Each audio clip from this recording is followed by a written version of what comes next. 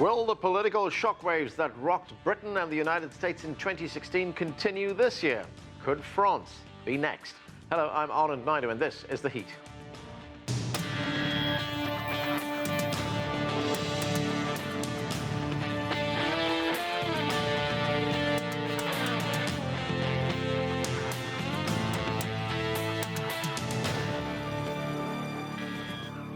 Just about 3 months from now, France will elect a new president to replace the outgoing Francois Hollande. The French election is one of the most unpredictable in decades.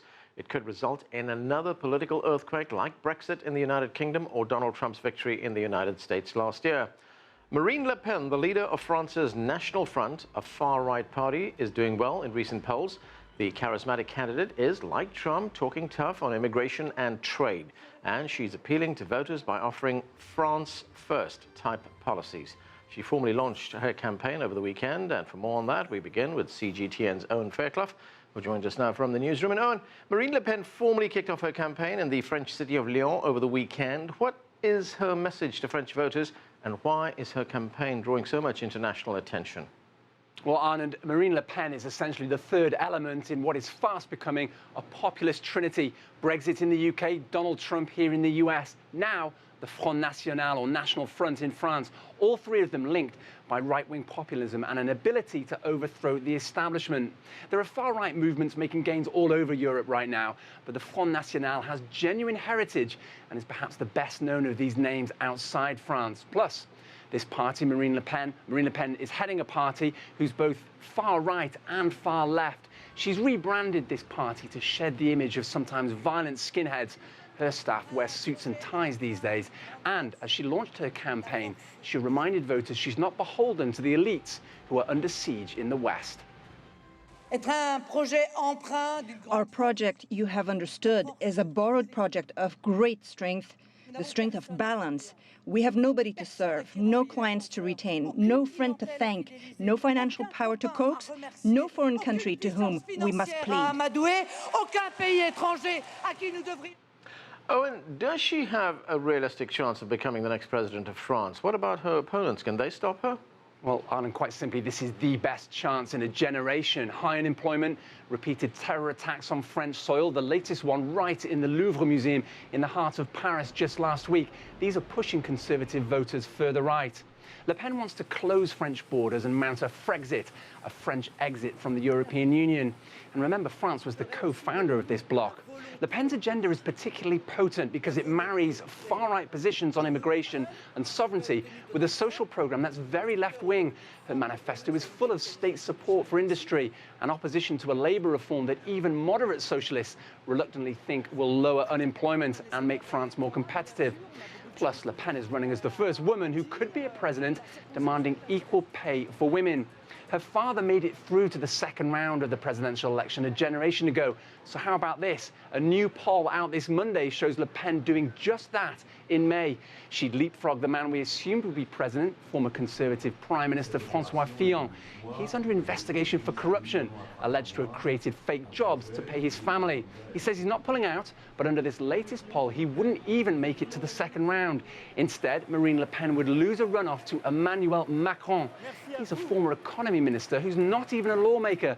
Macron is the young, centrist hope, pro-European and pro-open borders, but also in favour of strengthening security forces. He's also in favour of those unpopular labour reforms I mentioned. And perhaps more than Le Pen, who's after all an experienced politician, Macron is the true outsider in this campaign. And as we've seen in both the UK and the US, that's been a winning asset. Anand. Thanks, Owen. That's CGTN's Owen Fairclough reporting. OK, let's get to our panel. Joining me from Paris is Leela Jacinto. She's an international news reporter with France 24. Also with us from Paris is Yasser Louati. He's a human rights activist and a former spokesperson for the advocacy group Collective Against Islamophobia in France. Welcome to both of you to the show. Leela, let me start with you. At her rally over the weekend, Marine Le Pen clearly laid out a France First agenda. She said financial globalization and Islamist globalization are helping each other out. These two ideologies aim to bring France to its knees. And this is the kind of anti-immigrant, anti-globalization message that put Donald Trump in the White House. But what is her appeal in France? Well, the difference between Marine Le Pen and Trump, and, Marine Le Pen is one of been the first persons to seize on Trump's victory, as well as the Brexit vote, as a sort of a sign that things are changing for her. But there's a big difference between Trump and Marine Le Pen, is that Marine Le Pen has sanitized her party, but it's not a new phenomenon. The French have had this phenomenon of the Front National, the National Front, for 3 decades now, and they are very alert and active to the threat it places on them. Of course, the party's appeal is increasing, and in this day and age, as Marine Le Pen herself is quick to always point out, polls cannot be trusted, and this is a populist wave that is sweeping through the world, really. She has been careful, though, unlike her father, to package the party in a slightly better way. She's moved away from the anti-Semitism of her father. She's not so homophobic. One of her, a lot of gay men have positions in the National Front, but on the issue of Muslims, she's very much in line with what with the party line. The Muslims are still very much the threat that she represents. What she has very cleverly done is that she has managed to twist the arguments of one would say her anti-Muslim sentiment and make it a sort of fight for liberties. So when she's moving against the old homophobia of her party, she says that Islamists are homophobic.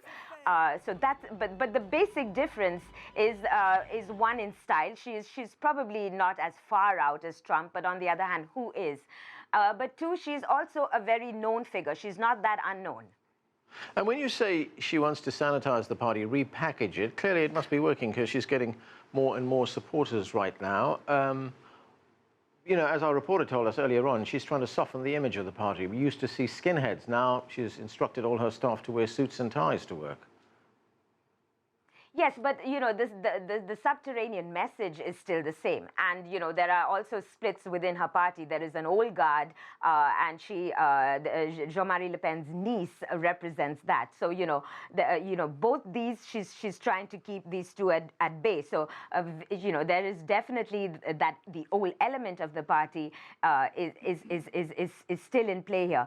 But what is critical, one is, in terms of her supporters, a lot of them are what you would call the anti-establishment voters, the people who are fed up with the system, not necessarily backing her platforms. And a very important point that she has is she's very against the EU. But in terms of the way the French electoral system votes, and we have seen this pattern since 2002, it's a two-tier system, which means she is the front runner. She's widely seen as the front runner in the first round, but in the second round, and this is where a Le Pen typically gets blocked. They never make it past the second round. Yeah, I want to get to that two-tier system in just a moment, but let's bring Yasser into the conversation. And Yasser, Marine Le Pen is clearly opposed to multiculturalism. She wants to close mosques that she says are suspected of radical Islam, and she wants to slash immigration. Now, she's seen by some as being xenophobic, as being racist, and she has said that Islam is not compatible with French values. How is she viewed by the very large Muslim community in France? Well, first, where Marine Le Pen has succeeded, and as the previous guest said, is that she has sanitized the party. To quote her own husband, Louis Alliot, who is also vice president of the National Front, he says clearly that the de-demonization of the National Front is only about anti-Semitism, not Islam, about which it is good to be demonized. That's for one. And second, don't forget that the National Front has won, or has been winning so far, the ideological battle. Why? Because what was preached by Jean-Marie Le Pen 30 years ago is now being preached also by the far right, the far left, and the mainstream right and left political parties. For example, when she says, when I read Manuel Valls, who is the prime minister from the Socialist Party, when I read Manuel Valls, I have the impression that I'm reading what myself.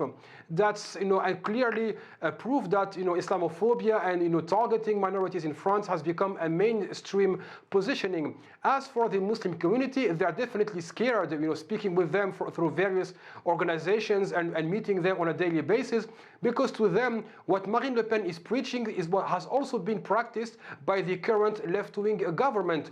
Don't forget the brutality of the state of emergency, 4,200 raids with tremendous brutality against Muslim families, mosques, etc., leading only to 6 inquiries on terror-based charges. Don't forget also the debate on the burkini, which happened under a left-wing government. So far, there is no clear alternative to what Marine Le Pen has been preaching. The only I could say the only good news for French voters is that what we call Islamo-diversion, meaning distracting public opinion with Islam and Muslims, is becoming a tired joke, and people are asking for a renewal of the political rhetoric. For example, the fact that you have Benoît Hamon on the left, who won the left-wing primary, saying clearly that we should stop using laïcité to target Muslims, and Emmanuel Macron doing the same thing approximately, shows that there is a need for real debates on like socio-economic issues. But now that we have been unable to cast Muslims as fully fledged citizens in France for the past 40 years, before they were connected to what was happening in Iran with the Iranian Revolution, then it was the Algerian crisis, and today with the global terrorism. The sole losers of all that are of course Muslims themselves, who are treated as foreigners in their own country, but also the whole of the French population, because every single time they try to reach out to one another, someone comes and says, hey, don't be afraid of the establishment, increasing taxes or failing to counter terrorism, but be afraid of your Muslim neighbor or your Muslim colleague. So there are reasons to worry on the long term, but so far we are seeing some slight signs of let's appease the debate about Muslims. Right, Leela, she's been using some very emotive language. She's been talking about the winds of history changing. She blamed immigrants for implanting, what she said was implanting fundamental Islam in the country. And she's talked, like Donald Trump talked in the United States, of giving France back to the French. Are there large numbers in the French working class who feel abandoned, to whom this kind of rhetoric appeals? Well, of course, definitely. If you see, the Front National parts of France that do well, it's in Pas-de-Calais. This is a part where there's lots of high unemployment. The migrant crisis, the jungle used to be there, and in the south that has traditionally had the Pieds Noirs, the colons who came from Algeria. So there definitely is the economic argument that she's making. But I agree with Yasser too, because we are still in a state of emergency, which was imposed after the Bataclan attacks. One of the candidates that has been kicked out of the race, Manuel Valls, he was the prime minister, he's a socialist candidate. He was the front runner of the Socialist Party. He was also kicked out of the race. The Socialist Party candidate now is a sort of a Bernie Sanders, a Jeremy Corbyn kind of candidate. And also, the person who made, this Islamophobia mainstream, Nicolas Sarkozy, former President Nicolas Sarkozy, is also out of the race. So it really can be said that, France is no stranger to the jihadist threat. There are fair numbers of people who understand that, there are Muslims that are vehemently against this kind of so-called radical Islam. So it doesn't seem to be playing that much on this campaign season. Yes, as you pointed out, the Muslims have been in France for decades. Let's not forget that France was a colonial power in North Africa. Yet she now talks about giving France back to the French. And of course, the subtext there is what she means is giving France back to white Christian French people, right? Yes, definitely, because this is where we see the hypocrisy of Marine Le Pen. I was facing her in court about 1 year ago when she compared Muslims to occupying Nazis. Of course, she like spoke and left, didn't want to stay for debate. But the fact that Marine Le Pen, one day she will tell you that we have to fight radical Islam without ever defining what she means by radical Islam. So she leaves the door open to interpreting it as you wish. A person wearing the headscarf, a person fasting, whatever. So any person, who is portrayed as a Muslim can be described as such. So that's a very dangerous, trend, because you don't put a separation between ideology and religion. Second, Marine Le Pen, after demonizing Muslims, sends her own people into working class neighborhoods and calling for Muslim patriots to vote for her because they are first French and second they are Muslims. So there is indeed a hypocrisy and some kind of schizophrenia. But again, the danger here right now with Marine Le Pen is that what she's doing when it comes to Islam and Muslims is also shared by the right when it comes to the colonial past of France. If you speak about colonization in France, it's like you are talking about a taboo subject. Yeah. France, after the post-colonial period, entered a period of amnesia. Let's not talk about it, all right? And if you talk about it, it's like, a big sin. You are just hurting French pride.